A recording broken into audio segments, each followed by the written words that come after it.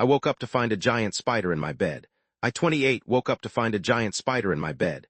It was early in the morning, the sun just starting to peek through the blinds, casting a warm glow over the room. I rubbed my eyes and sat up, stretching my arms above my head. As I turned to the side to get out of bed, my gaze landed on the creature sitting near the pillow. My heart skipped a beat, and a shiver ran down my spine. I live in a small apartment with my girlfriend, 27, and her mother, 50.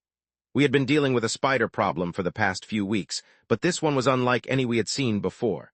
It was easily the size of my hand, with long, hairy legs and glistening black eyes. I could feel my skin crawl just looking at it.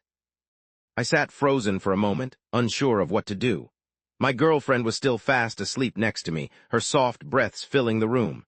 I knew she was deathly afraid of spiders, and this one would surely send her into a panic. I had to act fast before she woke up and saw it for herself. Taking a deep breath, I slowly reached for the nearest shoe on the floor.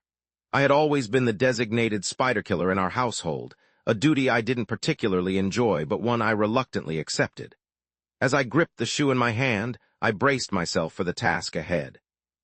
With a quick flick of my wrist, I brought the shoe down on the spider, squashing it with a sickening crunch. I let out a sigh of relief, thankful that the creature was now just a smudge on the sheets. I carefully wiped the remains on a tissue and threw it in the trash, making sure to double bag it to prevent any escape attempts. Just as I was about to crawl back into bed, I heard a soft groan coming from my girlfriend. I turned to see her stirring, rubbing her eyes sleepily. Panic surged through me as I tried to think of a plausible explanation for the commotion. Before I could say anything, she spotted the shoe in my hand and followed my gaze to the spider-shaped stain on the bed. "What happened?" she asked, her voice laced with confusion. I could see the fear in her eyes as she sat up, casting a wary glance around the room. I hesitated for a moment before deciding to come clean. "There was a spider in the bed," I admitted, my voice barely above a whisper. "I took care of it, don't worry." Her reaction was immediate. She let out a scream and scrambled out of bed, backing away from the spot where the spider had met its demise. "I can't believe you didn't wake me up," she accused, her eyes wide with panic. "What if it had crawled on me?" I tried to calm her down, reassuring her that everything was fine now. But she was inconsolable, her fear overriding any attempts at reasoning. She demanded that we deep clean the entire apartment, convinced that there were more spiders lurking in the shadows.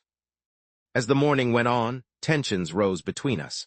My girlfriend's paranoia only grew stronger, fueling her anger towards me for not handling the situation better.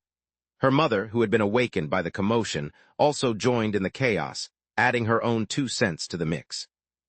I found myself caught in the middle of their escalating emotions, trying to appease both sides to no avail. It seemed like the spider incident had unearthed deeper issues within our household, simmering just below the surface. Words were exchanged, accusations thrown, and frustrations reached a boiling point. Amidst the chaos, I couldn't help but wonder if there was something more to this than just a simple spider in the bed. Was it a symbol of our relationship, a reflection of the cracks starting to show? I felt a pang of guilt for not being able to handle the situation better, for letting it spiral out of control. As the day wore on, the tension lingered in the air, thick and stifling. I could sense the resentment brewing between my girlfriend and her mother, the unspoken words hanging heavy between them. I felt like a spectator in my own home, watching as the drama unfolded before me. Update: the aftermath of the spider incident continued to haunt us in the days that followed. My girlfriend's fear of spiders had reached new heights, to the point where she refused to sleep in the bed we shared. She insisted on setting up a makeshift bed on the couch, far away from any potential spider encounters. I tried to reason with her, to convince her that it was just a one-time incident. But her fear was irrational, consuming her every thought. I found myself treading carefully around the apartment, always on the lookout for any signs of arachnid invaders. The rift between us widened, fueled by misunderstandings and unspoken grievances. I felt like I was walking on eggshells, afraid to set off another outburst. Every small gesture was met with suspicion, every word dissected for hidden meanings. As the days turned into weeks, the tension became unbearable. The spider incident had become a point of contention, a symbol of our growing disconnect. I knew something had to give, but I was at a loss on how to bridge the gap between us. And so I find myself standing on the edge of a precipice, unsure of which way to turn. The spider in the bed had set off a chain reaction of events, exposing the cracks in our relationship. As I look back on that fateful morning, I can't help but wonder, am I the asshole in all of this? Or is it just another bump in the road of life? Only time will tell. In the midst of the turmoil, I found myself seeking solace in the familiar routine of daily life. Work became my escape, a safe haven where I could momentarily forget the chaos that awaited me at home. But even there, I couldn't escape the lingering tension that had seeped into every corner of my existence. The days turned into months, and the spider incident became a distant memory, overshadowed by new conflicts and old wounds. I tried to repair the damage that had been done, to mend the broken pieces of our relationship, but it seemed like no amount of effort could bridge the growing chasm between us. Update: one day, as I sat in the kitchen sipping my morning coffee, I heard my girlfriend's voice drift in from the living room. She was on the phone with a friend, recounting the infamous spider incident with a mixture of humor and disdain. I couldn't help but overhear snippets of the conversation, as her laughter rang out in sharp contrast to the tension that had plagued us for so long. I felt a surge of anger rise within me, the bitterness bubbling up to the surface. How could she find humor in a situation that had caused us so much strife? I realized then that perhaps we were beyond repair, that the spider incident had been the catalyst for a deeper unraveling of our relationship. As the reality of our situation sank in, I knew that it was time to make a choice. I couldn't continue living in a state of perpetual conflict, always on edge and uncertain of where we stood.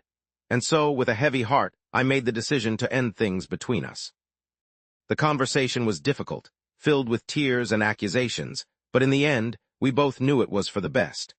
The spider incident had revealed cracks in our foundation that were irreparable, and it was time to part ways and find our own paths forward. In the aftermath of our breakup, there was a sense of relief mixed with regret. We had both held onto the remnants of a relationship that had long since died, clinging to the memories of what once was.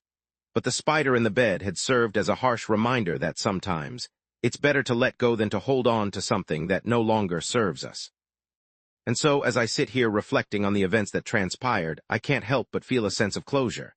The spider in the bed may have been the catalyst for our breakup, but it also opened the door to new beginnings and fresh starts. And for that, I am grateful even as the bitterness lingers between us, a reminder of what once was. Was the op in the wrong? Comment down below and make sure to like and subscribe.